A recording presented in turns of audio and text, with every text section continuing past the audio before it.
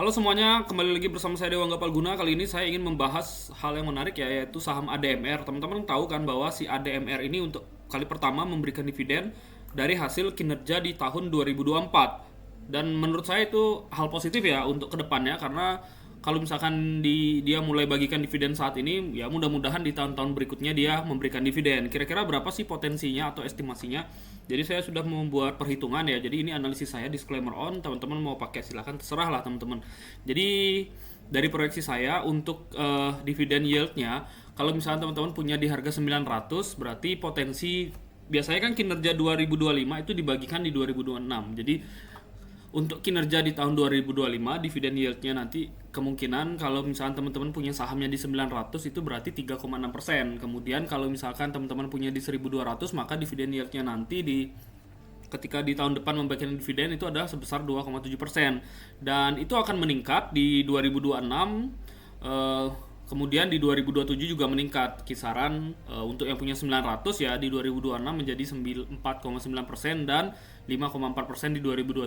Sedangkan yang punya di 1200 dividennya juga akan meningkat di tahun 2026 menjadi 3,6% dan di 2027 menjadi 4,0%. Jadi penurunan dividen estimasinya di 2025 ya tentu karena kinerjanya yang menurun. Di kuartal 1 kan teman-teman sudah lihat tuh kinerja yang menurun, maka di 2025 kalau misalnya sampai kuartal keempat ternyata labanya menurun, maka dividennya juga akan menurun. Tapi tentu hal yang menarik adalah si ADMR ini akan menyelesaikan smelter aluminiumnya, dan tentu itu berpotensi meningkatkan pertumbuhan labanya, sehingga di 2026 dan 2027 ada potensi labanya meningkat kayak gitu. Jadi inilah estimasi dividennya. Kemudian kita membahas beberapa hal dulu. Yang pertama adalah untuk si ADMR ya, berita di 25 Juni yang saya buat kemarin bahwa memang dia melakukan atau memperkuat bisnis mineral strategis ya, dukungan ekonomi hijau ya. Tadilah terkait dengan smelter aluminiumnya gitu. Jadi itu adalah sentimen positifnya untuk si Adro ketika di bulan Juni kemarin. Kemudian di bulan Maret juga kita berikan untuk pertumbuhan labanya. Jadi yang tadi kan dividennya. Jadi pada bulan Maret kita memberikan estimasi karena rilis laporan laporan kinerja atau laporan keuangan di 2024. Dan ini mungkin update sebelumnya, tapi yang sekarang sudah kita update sih. Teman-teman bisa cek aja di channel Insight kita, itu sudah kita update simulasi untuk pertumbuhan valuasinya ADMR. Nah, jadi di 2025 ya memang kita melihat penurunan kinerja di estimasi kita ketika rilis laporan keuangan di 2024. Tapi ada pertumbuhan di 2026 sebesar 16,9%. Itu rilis ketika saham masih berada ya di bawah lah, teman-teman bisa lihat posisi sahamnya. Nah, jadi untuk saat ini kelanjutannya bagaimana? Kalau misalnya kita lihat dia berhasil keluar ya dari ini pola apa nih teman-teman. Jadi teman-teman juga harus membayangkan nih pola si ADMR itu teknikalnya seperti apa. Kalau saya lihat ini adalah pola reversal, di mana biasanya orang menggunakan pola-pola ini untuk menunjukkan bahwa saham itu potensi uptrend. Ya, jadi ada banyak contoh pola-pola seperti ini, teknikal seperti ini di YouTube maupun di buku maupun di internet. Jadi ya basic lah, kita nggak perlu ajarkan sedetail itu. Tapi teman-teman bisa lihat nih, hari ini dia berhasil keluar dari support yang sebelumnya adalah resistan, sehingga kita melihat momentum yang bagus bahwa saham bisa bergerak ya, momentumnya itu menuju ke area ini. Jadi ini adalah area supply untuk di bulan ini. Apakah dia bisa naik lebih tinggi untuk di bulan ini, kita masih belum yakin karena si ADMR ini kan belum merilis laporan keuangan, teman-teman. Jadi kita belum bisa melihat potensi kenaikannya lebih tinggi di bulan ini ya. Nggak tahu nih bulan depan kalau misalkan ada berita yang bagus. Tapi bulan ini mungkin estimasinya atau momentumnya sampai di area supply ini. Jadi kalau kita lihat dari harga sekarang deh sampai ke area supply minimum masih 10%, kemudian yang high-nya di 27%. Jadi menurut saya itu lumayan ya, apalagi kalau misalkan dia berhasil keluar di bulan ini ya dari 1445, maka momentum bisa berlanjut agak lebih tinggi lah pastinya. Jadi menarik sekali untuk ADMR di samping dividen yang cukup menarik ya, walaupun masih bisa dikatakan kecil, tapi dari teknikalnya juga secara chart, secara pola, secara pattern dia menarik karena dia cup with handle dengan pola reversal seperti ini. Kemudian yang menarik dari ADMR juga, coba kita klik ADMR.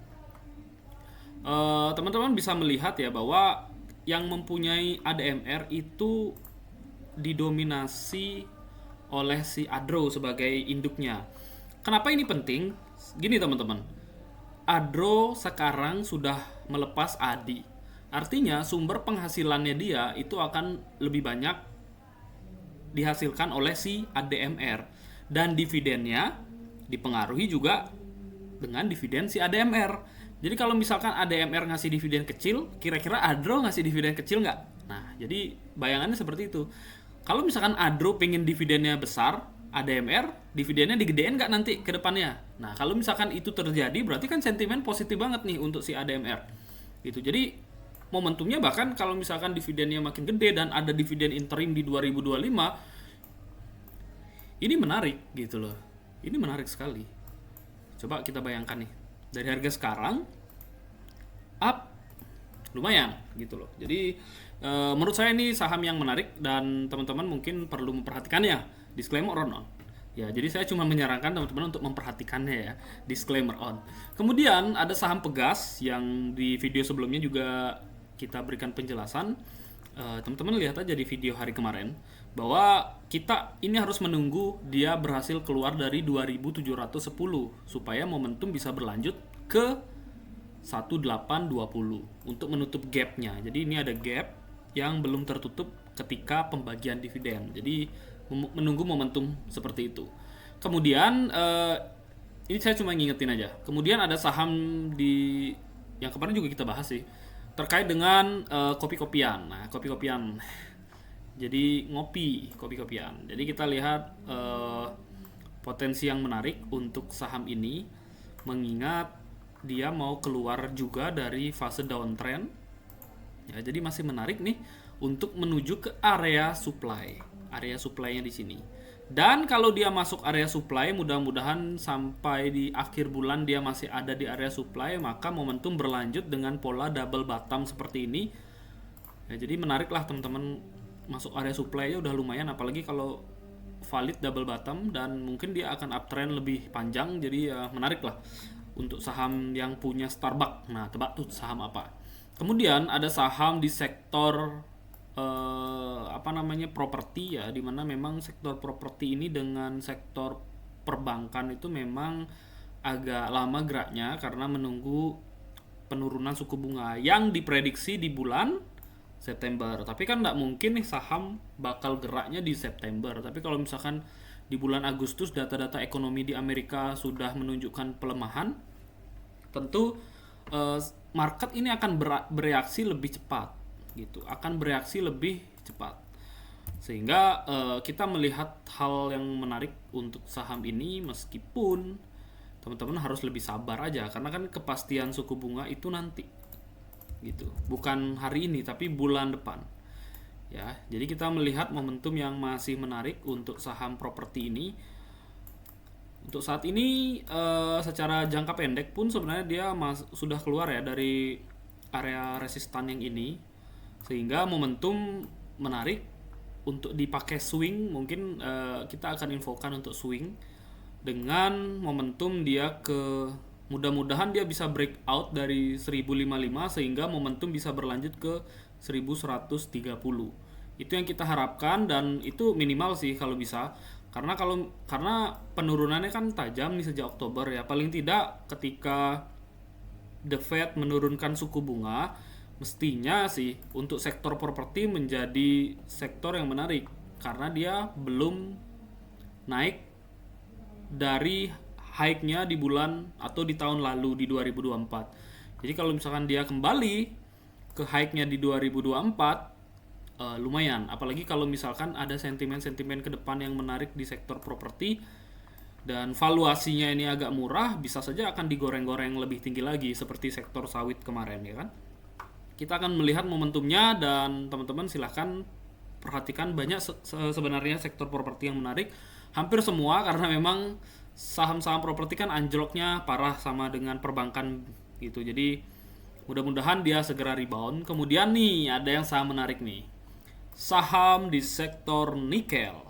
Kira-kira apa yang labanya kecil padahal asetnya gede? Nah, kira-kira ada yang disembunyikan nggak dari perusahaan ini?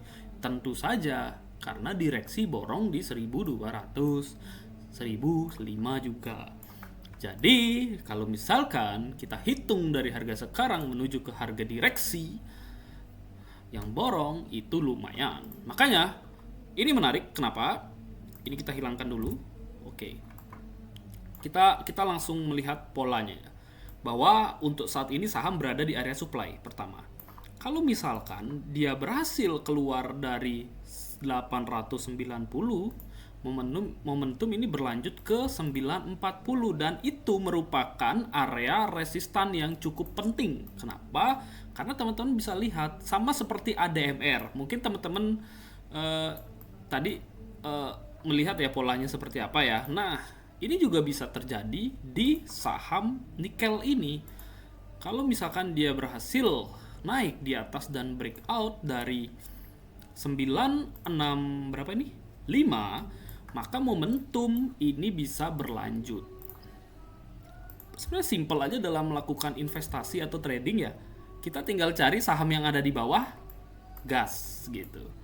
Tapi memang susah untuk mencari saham itu kalau teman-teman nggak ngikutin sahamnya dari awal, karena teman-teman kalau nggak ngikutin atau nggak lirik sahamnya dari perjalanannya, teman-teman nggak akan tahu. Dan ini adalah titik dari downtrendnya dia yang harus dilewati dulu, yaitu 890. Jadi kalau misalnya kita hitung-hitungan nih, dari harga sekarang menuju ke momentumnya dia di 940, 5% ya. Kemudian breakout dari 965 itu udah 7%. Ini akan potensinya strong uptrend ya. Disclaimer on ini analisis saya. Jadi ini pemikiran saya, opini saya. Jadi terserah lah. Jadi teman-teman mau pakai ya terserah. Karena saya takutnya kata-kata saya digunakan untuk yang tidak gitu kan. Jadi momentumnya menarik di bulan ini 1200. Kemudian kalau dia strong uptrend seperti ini, bulan depan harusnya berlanjut, harusnya dengan momentum ke target reversalnya dia. Apakah itu bisa terjadi? Kita akan lihat di market. Jadi kalau misalnya teman-teman punya di harga yang agak tinggi mungkin, nah itu teman-teman harus memperhatikannya atau mencicil-cicil sedikit lah. Terserah ya teman-teman. Kemudian ada saham batu bara yang kemarin juga kita bahas ya, dan hari ini dia berhasil naik dan breakout dari resistannya, sehingga kita masih melihat potensi yang menarik untuk menuju ke area supply. Harusnya nggak kita bahas sih, karena memang ini kenaikannya ke area supply cuman 2% paling rendah, harusnya nggak kita bahas ya. Tapi tentu kita melihat potensi yang lebih bagus, karena area supply ini mungkin bisa saja akan dilewati, bisa saja. Jadi kalau misalkan dia berhasil melalui 1475, maka momentum berlanjut ke 1575 teman-teman. Kemudian jika berhasil melalui 1615, ini strong uptrend. Jadi sesuai dengan pola reversalnya dia, pola flagnya dia, momentum ke 2000, apakah bisa di saham-saham batubara seperti ini? Nah, menurut teman-teman gimana? Apakah saham batubara bisa pulih? Mengingat sekarang orang pada mengejar EBT. Tapi kalau saya sih harusnya 2026 itu momentum yang bagus untuk saham batubara ya, karena di Amerika itu kalau nggak salah di 2026 untuk stimulus di sektor EBT itu kayak di stop kalau nggak salah. Tapi kan nggak mungkin saham itu akan bergerak ketika pengumuman itu terjadi gitu. Biasanya kan di tahun sebelumnya dia terjadi biasanya. Tapi teman-teman silahkan analisis kembali di sektor batubara. Kemudian ada sektor transportasi dan logistik. Siapa? Yaitu si ASA. Nah, contohnya kayak gini ya. Sorry. Ini saya searching dulu ya, karena memang analisis ASA ini juga pernah saya buat. ASA. Nah ini ada yang nge-like juga nih, centang hijau kawan saya, Mikel. Nah, kita lihat bahwa di bulan April kemarin ketika harga saham masih ada di bawah ya, teman-teman bisa lihat ya. Ini nggak ada diedit sama sekali. Bahwa jumlah investor kita berkurang di Desember 2024. Kemudian kita mengestimasi untuk ASA itu pertumbuhannya di 2025 itu sebesar 98,0%. Jadi kayak pertumbuhannya tuh hampir 2 kali lipat labanya daripada tahun lalu. Jadi itulah yang kenapa saham ini menarik ketika di bulan April kemarin. Dan teman-teman sudah lihat juga bahwa si ASA ini menghasilkan laba juga bertumbuh ya. Coba kita lihat. Saya nggak tahu nih di daerah saya ini sinyalnya kurang bagus teman-teman. Karena memang di daerah Flores kan kayak sinyalnya kurang. Jadi teman-teman bisa lihat dari segi pendapatan juga meningkat daripada tahun lalu ya. Kemudian dari segi nah kayak gini ya. Pendapatan meningkat dari tahun lalu, kemudian labanya juga ini meningkat nih hampir 100% ya, hampir seperti yang kita analisis lah. Kita proyeksikan peningkatannya 98%, sehingga kalau misalkan labanya bertumbuh itu kan berarti sentimen positif ya. Nah, dia sudah keluar dari area support dan tentu teman-teman saya sebenarnya nggak berani ya saya nggak berani menganalisis saham kalau sudah di atas, karena posisinya kan dia pucuk ya. Tapi kalau kayak kemarin ketika masih di bulan April di bawah seperti ini kan, itu momentum yang positif banget, sahamnya ada di bawah dan murah, tentu kita berikan informasi ya. Coba teman-teman dari April ya sampai di sekarang itu udah 59% gitu. Jadi momentumnya bagus, tapi kalau di harga pucuk seperti ini mungkin nggak pucuk juga, karena pucuknya masih ada di atas nih di 5 tahun lalu, 3 tahun lalu gitu. Nah, tapi yang jelas ini kita masih melihat peluang untuk menuju ke area supply yang berikutnya. Jadi besok lah kita akan berikan trading plan-nya di channel Insight. Jadi teman-teman yang belum gabung dengan channel Insight dan ingin melihat analisis seperti ini, teman-teman bisa akses Japri saya, gabung.